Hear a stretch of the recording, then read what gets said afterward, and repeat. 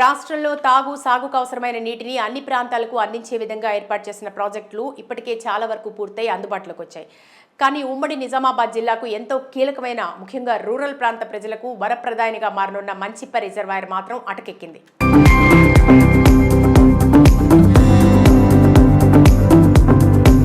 పనులు మొదలై దశాబ్ద కాలం గడుస్తున్నా కనీసం చుక్క నీరు కూడా అక్కడి ప్రజలకు అందని దుర్భర పరిస్థితి ఏర్పడింది. ఫలితంగా గతంలో ఎంతో సస్యశ్యామలంగా అన్ని రకాల పంటలతో వెలుగొందిన నిజామాబాద్ రూరల్ ఏరియాలో ఇప్పుడు కరువు పరిస్థితులు రైతులను ఆందోళన కలిగిస్తున్నాయి.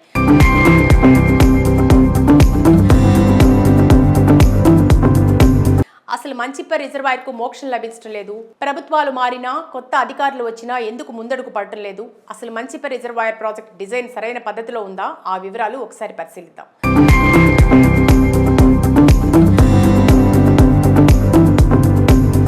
ఉమ్మడి ఆంధ్రప్రదేశ్ రాష్ట్రం 2007 సమయంలో ఉమ్మడి నిజామాబాద్ జిల్లాకు సాగునీటిని అందించే లక్ష్యంతో అప్పటి ముఖ్యమంత్రి వైఎస్ రాజశేఖర రెడ్డి వేసిన బీజమే ఈ మంచిప్ప రిజర్వాయర్ ప్రాజెక్టు.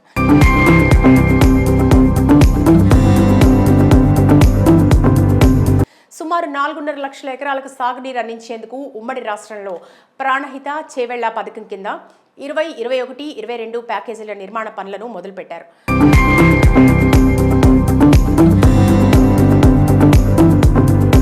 మొదటగా 1.5 టీఎంసీల సామర్థ్యంతో దీన్ని నిర్మించాలని పూర్తి చేయాలని అనుకున్నారు. అయితే 2014 తర్వాత రాష్ట్రాల విభజన, తెలంగాణలో కొత్త ప్రభుత్వం ఏర్పడిన తర్వాత ఈ ప్రాజెక్టు స్వరూపమే మారిపోయింది.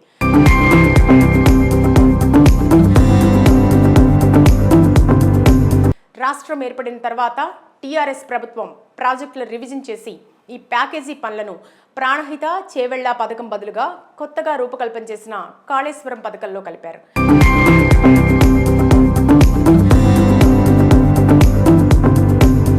దీంతో మంచిప్ప ప్రాజెక్ట్ డిజైన్ మార్చడంతో పాటు నిధులను కూడా పెంచారు. కాళేశ్వరం ప్యాకేజీ 20, 21 ద్వారా నిజామాబాద్ జిల్లాలో 2.20 లక్షల ఎకరాలకు సాగునీరు అందించాలని నిర్ణయించారు. కామారెడ్డి జిల్లాలో ప్యాకేజీ 22 ద్వారా మిగతా విస్తీర్ణానికి సాగునీరు అందించే విధంగా డిజైన్ చేశారు.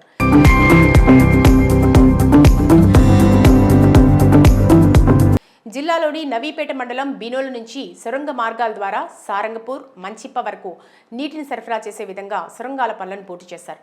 కొండెం చెరువు కెపాసిటీ తక్కువగా ఉండటంతో ఉమ్మడి జిల్లా పరిధిలో సాగునీటిని తరలించేందుకు ఇబ్బందులు ఏర్పడతాయని భావించారు. వర్షాకాలంలో నీళ్లు ఎక్కువగా ఉన్నప్పుడు నీటిని నిల్వ చేసే విధంగా నిర్ణయించారు.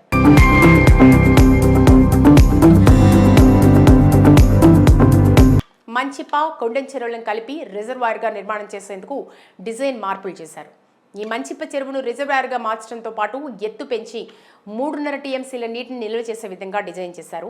ప్రభుత్వం కూడా అన్ని అనుమతులు ఇచ్చింది. కేంద్ర అటవీ పర్యావరణ శాఖ కూడా అనుమతులను మంజూరు చేసింది.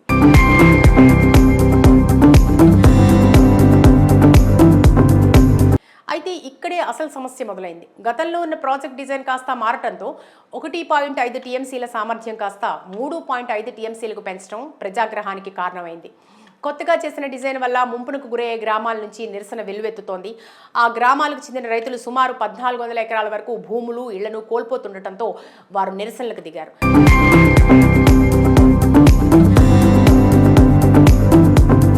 తమ భూములను ఇవ్వమని ప్రకటించారు. అనేక ఆందోళనలు, తీవ్ర వ్యతిరేకత కారణంగా ప్రభుత్వం కూడా ఆచితూచి వ్యవహరించాల్సిన పరిస్థితి ఏర్పడింది. అంతేకాక తమ భూములు ఇవ్వడానికి రైతులు సిద్ధంగా లేకపోవడం, పైగా కోర్టులను ఆశ్రయించడంతో భూసేకరణ కూడా కష్టంగా మారింది. దీంతో మంచిప్ప రిజర్వాయర్ సమస్య అలాగే ఉండిపోయింది.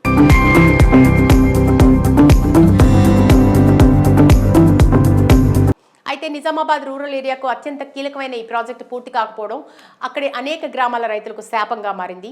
సాగునీటి కష్టాలు కాస్త క్రమంగా తాగునీటి కష్టాలుగా మారిపోయాయి. ఎండాకాలం వచ్చిందంటే చాలు పంటల సంగతి ఏమో కానీ కనీసం తాగునీరు కూడా లభించక ఇబ్బందులు ఎదురవుతున్న పరిస్థితులు అక్కడ నెలకొన్నాయి. గ్రౌండ్ వాటర్ లెవెల్ కూడా అత్యంత దారుణంగా పడిపోతుండటం అక్కడి ప్రజలను ఆందోళన కలిగిస్తోంది.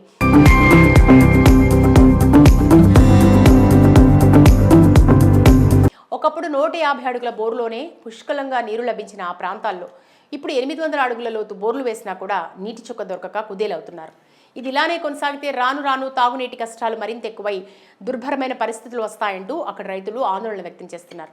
తక్షణమే మంచిప్ప రిజర్వాయర్ ప్రాజెక్టు పూర్తి చేసి నీటిని నిల్వ చేయడమే కాక పంపుల ద్వారా పంట పొలాలకు నీరందించాలని వేడుకుంటున్నారు.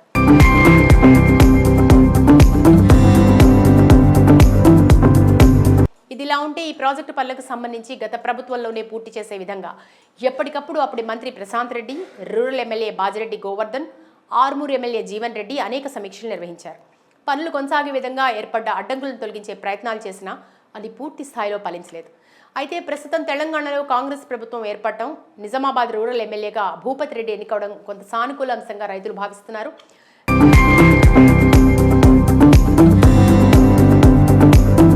ఈ కారణంగా 2023 ఎన్నికలకు ముందే అప్పటి పీసీసీ అధ్యక్షుడు, ప్రస్తుత తెలంగాణ ముఖ్యమంత్రి రేవంత్ రెడ్డి స్వయంగా మంచిప రిజర్వాయర్కు చేరుకుని అక్కడి పరిస్థితులను పూర్తిగా తెలుసుకున్నారు.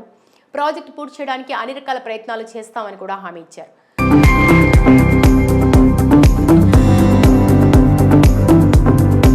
అంతే, ప్రస్తుత ఎమ్మెల్యే భూపతి రెడ్డి కూడా మంచిప రిజర్వాయర్పై ప్రత్యేక శ్రద్ధ తీసుకున్నట్టు తెలుస్తోంది.